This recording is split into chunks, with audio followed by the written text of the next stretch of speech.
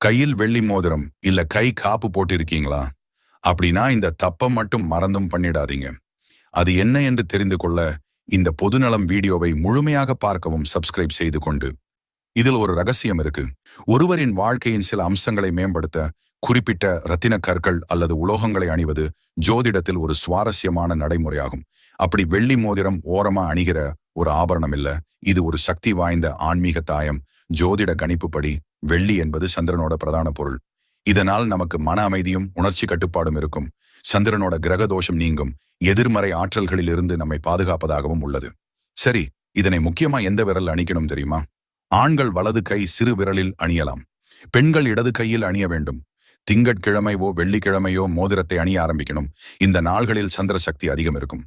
குறிப்பாக பெண்களை காலில் கொலுசு அணிய சொல்லுவது எதற்காக என்றால், வெள்ளி என்பது குளிர்ச்சி தரும் ஒரு உலோகம். ஆண்களை காட்டிலும்